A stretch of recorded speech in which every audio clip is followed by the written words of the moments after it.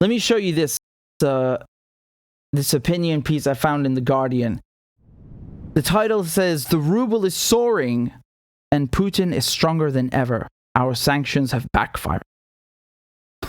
Wow, you don't say. Took you 5 months to realize that? Says Western sanctions against Russia are the most ill-conceived and counterproductive policy in recent international history.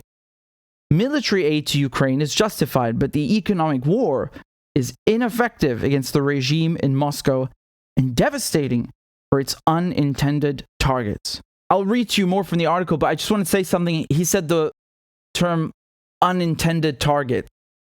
Like as if the sanctions did work in Russia, that it's okay to make, you know, the Russian population, random people in Russia suffer. To criticize Western sanctions is close to anathema. Defense analysts are dumb on the subject. Strategy think tanks are silent. Britain's putative leaders Liz Truss and Rishi Sunak compete in belligerent rhetoric, promising even tougher sanctions without a word of purpose. Yet, hint at skepticism on the subject and you will be excoriated as pro-Putin and anti-Ukraine. The reality of sanctions on Russia is that they invite retaliation. Putin is free to freeze Europe this winter. He has slashed supply from major pipelines such as Nord Stream 1 by up to 80%. World oil prices have surged and Eastern Europe's flow of wheat and other foodstuffs to Africa and Asia has been all but suspended. Britain's domestic gas bills face tripling inside a year. The chief beneficiary is none other than Russia, whose energy exports to Asia have soared, driving its balance of payments into unprecedented surplus. Man, seriously, did I not say exactly all of this months ago? How come it's like some Guardian piece, and it's just one, right, that I randomly stumble upon that has any common sense in it? The ruble is one of the world's strongest currencies this year, having strengthened since January by nearly 50%. You guys want to know how well the ruble is doing right now? Let's check $1 in rubles. 59. So $1 gets you 59 rubles. Let's compare that with the previous years, shall we? This is the best the ruble has had since around here? Yeah. So around 2018. My God. So they were saying, oh, we are going to crush Russia's currency and economy. You remember they were saying, Biden was saying that proudly? Dude, you literally boosted the ruble. It's now the best it's been in years. You utter complete clown. Moscow's overseas assets have been frozen and its oligarchs have relocated their yachts, but there's no sign that Putin cares. He has no electorate to worry him. Remember they were saying, oh man, the key to winning in Russia is to go ahead and punish all the Russian oligarchs, and then they are going to turn against Putin for, ruining their, 100 yacht garage and not being able to access their football clubs, and that's really, really going to do Putin in.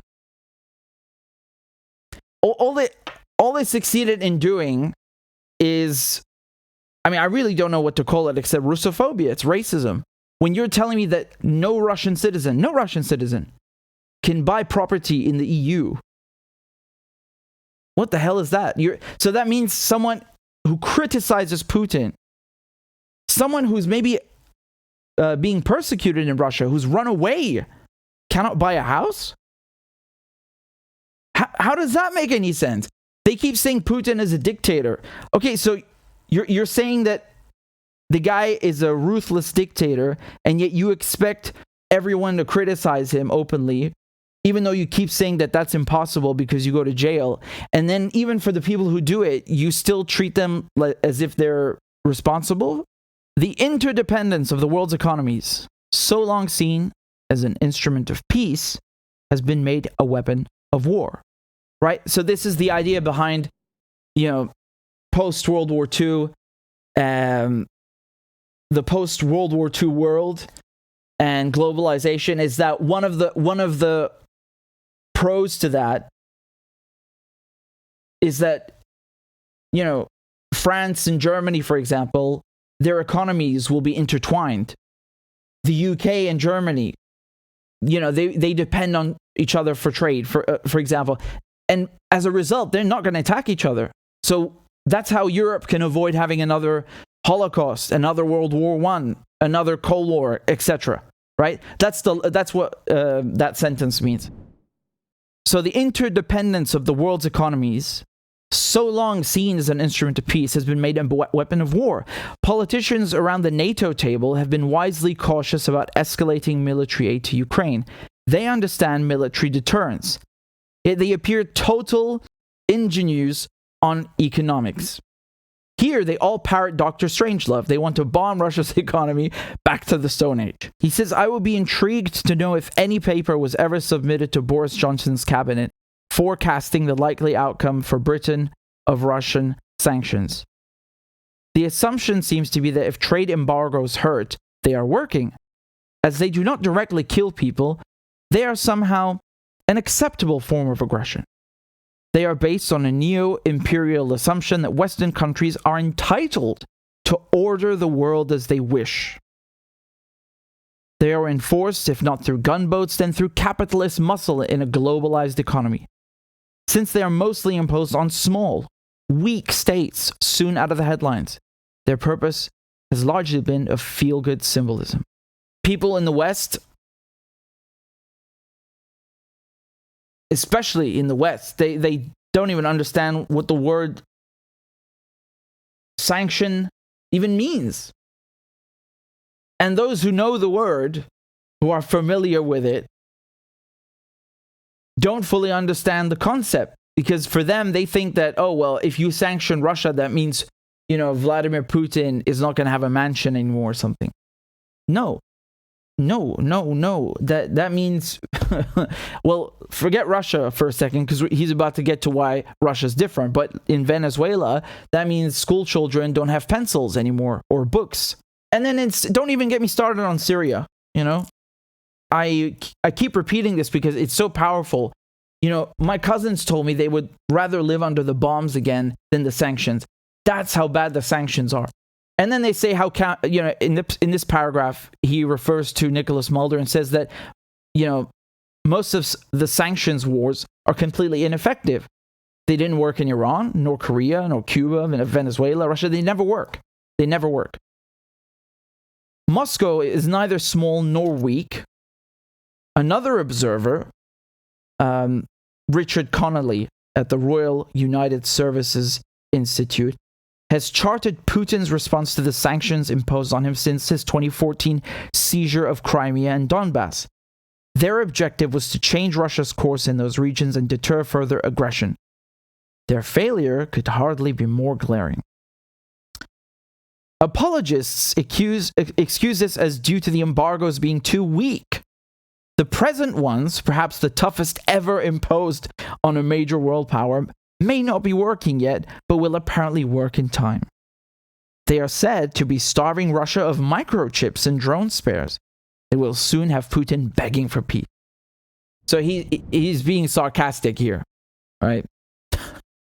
That, people saying, oh yeah, don't worry, the sanctions will work soon. Or that the sanctions are not strong enough. Apparently they don't understand that you've never had sanctions like this before, right? Iran used to be the number one sanctioned country, and now it's Russia. 5,500 plus sanctions. Apparently it's not enough. He continues to say here that sanctions have promoted trade with China, Iran, and India. Yes.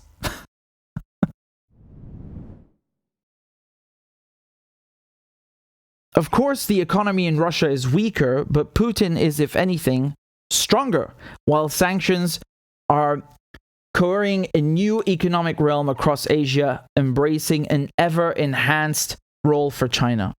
Was this forecast? What have I been telling you? I mean, again, you don't need this Guardian piece to corroborate it. Just look it up yourself. Look up the ruble. Look up India and Russia. Russia's selling them oil at a discount in rupees and rubles, not in dollars. Saudi Arabia has given Biden the cold shoulder. You know, when Biden visited Saudi Arabia, they didn't even send the fucking king or the crown prince. Look, man, again, I'm no fan of Saudi Arabia or Biden. But when the president of the United States, the office of the president of the United States or any country, it comes for an official state visit, you send someone to greet them of, an equal caliber. Doesn't matter what country they're from. It's the principle. I mean, this is so rude diplomatically. And when I spoke to Scott Ritter, you remember what he said? He said that, if I was in the president's team, I wouldn't have let him get off the plane. How shameful. That is really shameful. And Scott is right. Again, nothing to do with respecting Biden. You have a state visit. The most important politician, whether it's a president or a prime minister, is coming for an official visit. You send someone of the same caliber. And in the end, he did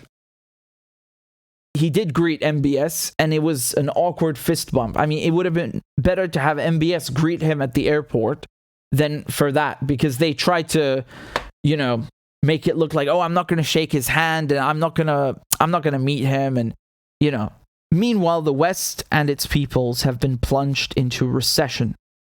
Leadership has been shaken, and insecurity spread in Britain, France, Italy, and the United States. Gas-starved Germany and Hungary are close to dancing to Putin's tune. Living costs are escalating everywhere. And yet still no one dares question sanctions. It is sacrilege to admit their failure or conceive retreat. The West has been enticed into the timeless irony of aggression. Eventually, its most conspicuous victim is the aggressor. Perhaps, after all, we should stick to war. I know, I would hope that he's writing that sarcastically, but I think there are a lot of people in politics, especially, the elites, who would very much like to see that. I don't agree with everything in this article, but the premise that sanctions have failed, absolutely. I mean, this was clear from the beginning, man. I want to be very clear that it's not just the sanctions haven't worked. They are working to a certain degree, but not the way they had hoped. And on top of that, they have backfired on the West. And on top of that, they have pushed Russia into China's arms towards the East, which is great.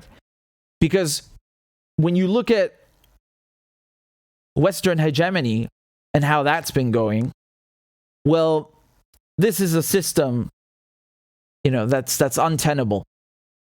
That doesn't mean that the next system, whatever that is, whether it's a multipolar world, who knows whether that's going to be better or not.